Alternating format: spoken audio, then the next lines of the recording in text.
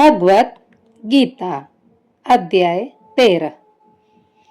प्रेम करे नहीं स्वर्ण से नहीं माटी से बेर, उपवन अरु उसर धरणी करे बराबर शेर। सुगर नारी में रत नहीं, नहीं मोह अरु काम, ठंडी गर्मी सम जिने नहीं क्रोध का नाम। क्या धरती क्या सेज पर रहे बराबर सोए, रहित राग अरु द्वेष से भक्त वही दृढ़ होए। पारत उस नर को हुआ समझ ब्रह्मा का ज्ञान, हे प्यारा वह अति मुझे इसका कर लो ध्यान। 13वां अध्याय क्षेत्रज्ञ ज्ञान योग। भक्ति योग को बताकर भगवान ने फिर अर्जुन से कहा, यह शरीर क्षेत्र कहाँ जाता है और इसके ज्ञाता को क्षेत्रज्ञ ऐसा उनके तत्व जानने वाले कहते हैं।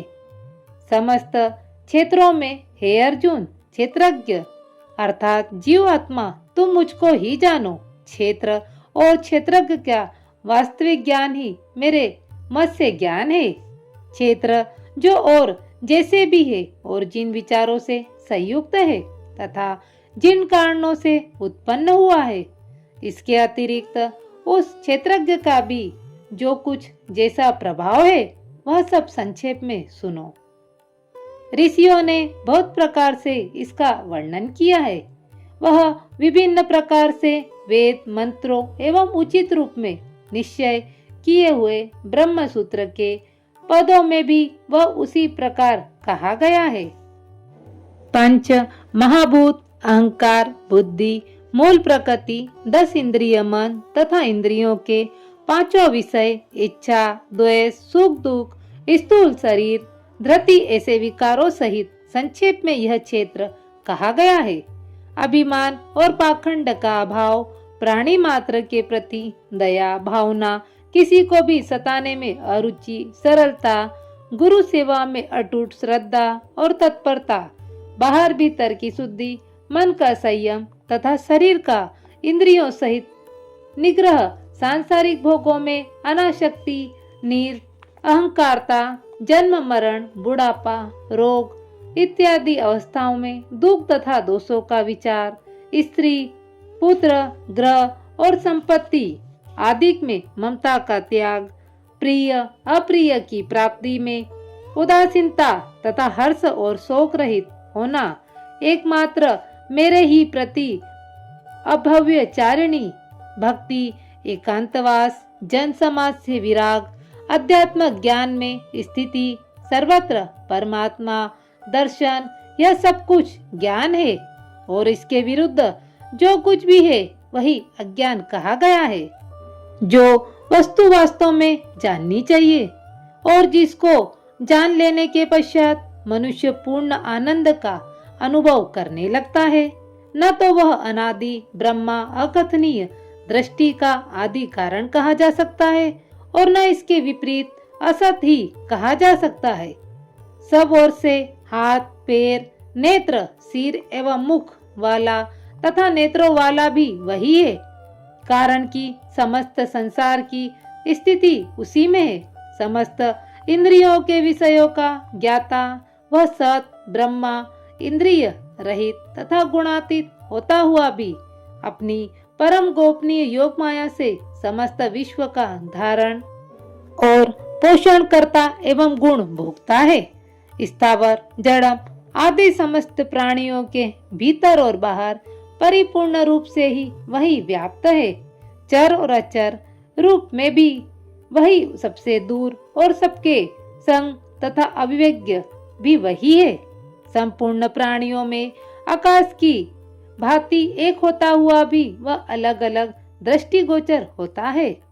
वही जानने योग्य विभु ब्रह्मा विष्णु और महेश नाम से विख्यात होकर सृष्टि का कर्ता पोषक और संहारकर होता है। वह निराकार ब्रह्म माया से परे होते हुए भी ज्योतियों का ज्योति बोध स्वरूप ज्ञान से प्राप्त होने वाला प्रत्येक वस्तु के अंत स्थल में निवास कर रहा है। इस प्रकार क्षेत्र ज्ञान एवं जानने के योग्य ब्रह्मा का स्वरूप संक्षिप्त में कहा गया है, जिसे जानकर मेरा भक्त मेरे को प्राप्त होता है। प्रकृति व पुरुष ये दोनों ही अनादि है और समस्त विकारों और गुणों के पदार्थों की उत्पत्ति प्रकृति से ही समझनी चाहिए। कार्य और कारण की उत्पत्ति करता भी प्रकृति ही कही गई है तथा वह जीवात्मा सुख दुख का भोगता है। प्रकृति के अंतर्गत रहता हुआ पुरुष उनसे त्रिगुण संयुक्त समस्त पदार्थों का उपभोग करता है और त्रिगुणों का साहस ही नीची ऊंची योनियों में जन्म ग्रहण करने का हेतु है। इस शरीर में स्थित होता हुआ भी पुरुष उपद्रष्टा, अनुमंता, भर्ता, भोक्ता, महेश्वर तथा परम पुरुष परमात्मा कहा जाता है। इस प्रकार गुणों के साथ जो मनुष्य प्रकृति और पुरुष को समझ लेता है उसको सांसारिक दशाओं में रहते हुए पुनः जन्म नहीं लेना पड़ता। उस पुरुष को विभिन्न मतावली विभिन्न भावनाओं से देखते हैं। उदाहरणार्थ कोई तो ध्यान से, कितने ही ज्ञान से और कुछ कर्मयोग के द्वारा देखते हैं, परंतु जो थोड़े ज्ञान वाले हैं वे ज्ञानी पुरुषों से सुनकर ही ध्यान करते हैं और श्रद्धा सहित उपासना करते हुए मृत्यु पर विजय पाकर संसार से तर जाते हैं। हे अर्जुन, चलने और न चलने वाली जो वस्तु है संसार में उत्पन्न होती है वह सब क्षेत्र और क्षेत्रज्ञ के संयोग से ही होती है। वास्तव में तो जो पुरुष नाशवान चराचर प्राणियों में परमात्मा को संभाव देखता है, देखना सत्य उसी का है। जो सब में समान रूप से रहने वाले परमात्मा को समान देखता हुआ देखता है वह अपने द्वारा अपने को आप ही नष्ट नहीं करता। इसी कारण वह परम गति को प्राप्त करता है। जो पुरुष ऐसा मानता है और देखता भी ऐसा ही है कि सभी कार्य प्रकृति के द्वारा हो रहे हैं एवं आत्मा अकर्ता है, वास्तव में वही देखता है जिस समय वह विभिन्न वस्तुओं तथा विभिन्न रूपों को एकमात्र परमात्मा के रूप में देखता है और परमात्मा के संकल्प से ही यावत भूतों का विस्तार देखता है। वह उस समय ब्रह्मा को ही प्राप्त हो जाता है। अनादि एवं निर्गुण होने के कारण वह परमात्मा अविनाशी है तथा शरीर रहते हुए भी न तो वह पुरुष करता ही है और न लिप्त होता है। जैसे सर्वत्र व्याप्त होता हुआ भी आकाश किसी सम्मिश्रण में नहीं आता, उसी प्रकार शरीर में सर्वत्र व्याप्त हुआ आत्मा भी इसमें लिप्त नहीं होता। फिर भी हे भारत, जिस प्रकार समस्त ब्राह्मण को अकेला ही सूर्य प्रकाशित करता है, वैसे ही आत्मा एक होता हुआ भी समस्त क्षेत्र को प्रकाशित करता है। अतएव जो पुरुष क्षेत्र और क्षेत्रज्ञ का ज्ञान भेद चक्षुओं से देखते तथा प्रकृति के बंधन से मुक्त होने का उपाय जानने का प्रयास करते हैं, ऐसे ही बड़भागी जन परम धाम प्राप्त कर लेते हैं और ब्रह्मा का वास्तविक बोध भी उन्हें ही होता है। 13वें अध्याय का महत्व। श्री नारायण जी बोले, हे लक्ष्मी, अब 13वें अध्याय का महत्व सुनो। हरि नाम नामक नगर में एक भव्यचारिणी स्त्री मांस मदिरा आदि खाती पीती थी। एक दिन एक पुरुष के साथ वन को गई। इतने में एक शेर आया। वह शेर बोला, हे गणिका, अब मैं तुझे खाऊंगा। गणिका ने उसके पिछले जन्म की वार्ता पूछी।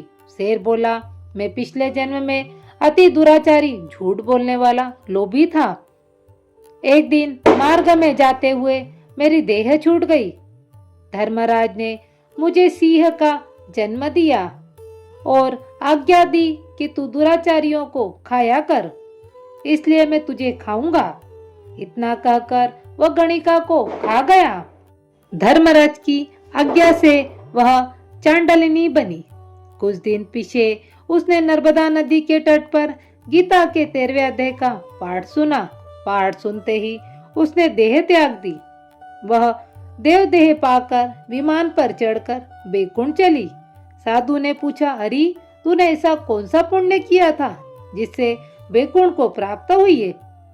चंडरानी बोली, अब तुमसे 13वें अध्याय का पाठ सुनकर मैं वैकुंठ को चली हूँ। अब है संत, गीता जी के एक श्लोक के पाठ का फल उस सिंह के निमित्त भी दे दो जिसने मुझे खाया था। साधु ने उस सिंह के निमित्त पाठ का फल दिया। तत्काल ही उस शेर की देह छूटी। वे दोनों विमान पर चढ़कर वैकुंठवासी हुए। नारायण जी बोले, हे लक्ष्मी, यह तूने 13वें अध्याय का महात्म सुना है, जिसे अनजाने में भी पढ़ने सुनने से मनुष्य का परम धाम को प्राप्त होता है।